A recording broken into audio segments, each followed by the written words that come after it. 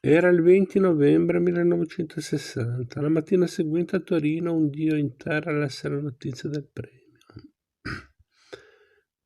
Il dio era Giulio De Benedetti, direttore della Stampa, chiamato nel suo paradiso GDB, scusate, poiché firmava solo con le iniziali telegrafici fondini domenicali. Frecce cortissime ma diabolicamente acuminate. GDB aveva lavorato a lungo in Svizzera. Qui narra la leggenda sarà fatto un amico, il direttore della Neue Zürcher Zeitung, il quotidiano di Zurigo. Sempre secondo la leggenda, questo re del giornalismo elvetico aveva introdotto in redazione giovanotti usciti freschi dall'università. Dottorini che sapevano zero di giornalismo, però brillanti e vogliosi di imparare. Il monarca zurighese ne era rimasto contento. Se l'ha fatto lui, perché non posso farlo anch'io, disse a se stesso GDB. E puntando il dito sulla cronaca di Dogliani, convocò i due premiati nel suo paradiso, in Galleria San Federico, dove allora nasceva ogni sera la Stampa.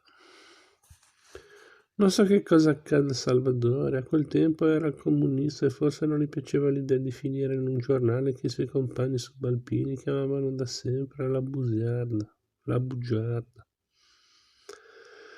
Oppure più tranquillamente voleva diventare, lo diventò professore di storia. Io invece non avevo nessuna fede politica radicata, mi sentivo vagamente socialista e avevo militato in modo blando in Unità Popolare, poiché la guidavano due eroi della mia adolescenza, Ferruccio Pari e Piero Calamandrei. E soprattutto ero stufo di fare il commesso schedatore, così alla convocazione di De Benedetti scattai come un centometrista. Garantì per me uno degli articolisti della Stampa che era stato mio insegnante universitario, Alessandro Galante Garrone, uomo dolcissimo, generoso, un padre. Fui assunto in 13 minuti. De Benedetti mi chiese se avessi mai lavorato in un quotidiano. Risposi di no pensando, stai a vedere che questa cosa mi frega. Però lui ne fu contento. Con il piccolo ghigno che avrei presto imparato a conoscere e a temere, disse, bene, è meglio che non sappia nulla, così imparerà presto come si lavora in un giornale vero. Lo disse non a me, che stavo in piedi di fronte a lui, non c'erano sedie dinanzi alla scrivania di GDB. Lo disse all'unico testimone del colloquio, il segretario di redazione Fausto Frittita, quasi a rimarcare che io non ero niente e che di lì a poco sarei stato appena poco più che niente, ossia l'ultima rotellina di un ingranaggio che aveva il cuore e il cervello soltanto in quella stanza. Poi tornò a fissarmi e mi chiese che cosa guadagnavo alla Feltrinelli. Dopo averlo saputo, sorrise e mi raddoppiò di colpo lo stipendio. Misi piede nel salone redazionale della Stampa il 1° gennaio del 61. Non ero un abusivo, non ero un biondino, cioè uno di quei ragazzi che tentano di entrare in un giornale per attrito, ossia volando e rivolando ancora, come le mosche sopra il miele, pronti a qualsiasi cosa e pagati una miseria e sottobanco. Era un redattore praticante, sia pure in prova. Una prova all'inizio di 3 mesi, seguita da una seconda fase, per un totale di 18 mesi. Toccato quel traguardo, soltanto il giudizio del signor direttore, espresso per lettera all'ordine dei giornalisti, mi avrebbe aperto le porte del giornalismo professionale. Quel 1° gennaio mi fu assegnata una scrivania, vecchia scrivania di legno anni 30, cassetti laterali. Un cassetto centrale più grande, lo aprì, sul fondo un cartone giallastro macchiato d'inchiostro. Feci per strapparlo, poi mi accorsi che non era un cartone, bensì un cartello. Cartello dell'era fascista. Invitava i camerati redattori della Stampa a non usare il lei, né per iscritta né a voce. La firma era di un direttore di quell'era, Alfredo Signoretti, che però si qualificava come fiduciario di un gruppo rionale fascista, compreso di essere entrato in qualche modo nella storia e pensare rassicurato. I regimi passano, ma i giornali, grazie al cielo, restano. Un altro pezzo di storia, tutta diversa. Mi si presentarono le vesti del mio primo capo servizio.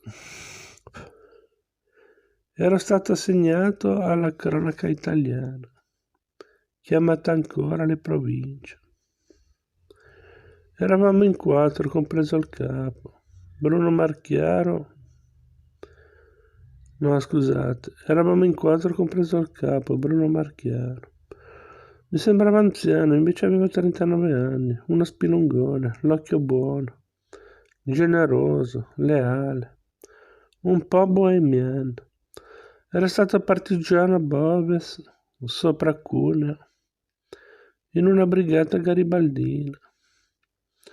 Poi aveva lavorato all'Unità, quindi alla Gazzetta del Popolo e di qui alla Stampa. Era rimasto comunista e non lo nascondeva. Aveva grande intelligenza pratica, forte buon senso, capacità istintiva di scovare la notizia buona fra il mare di fogli d'agenzia e di stenoscritti dei corrispondenti che gli inondava la scrivania. E soprattutto possedeva la pazienza di ferro, una pazienza che diventava infinita con i principianti come me. In quei momenti era un perfetto maestro artigiano, chiamato a trasmettere il mestiere all'apprendista. Per quasi un mese il mio capo artigiano mi addestrò sulle notizie di scarto, quelle che non sarebbero mai state stampate. Io le preparavo e le titolavo, come se fossero destinate alla tipografia. Alla fine della serata di lavoro,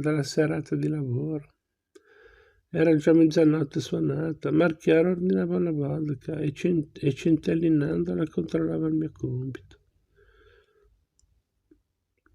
Sì, questo testo va bene, questo no, Dio Faust, imprecazione pronunciata con bonnomia.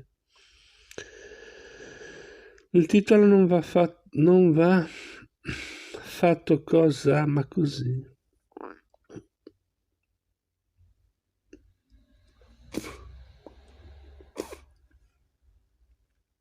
Ecco, te lo rifaccio io, vedi la differenza.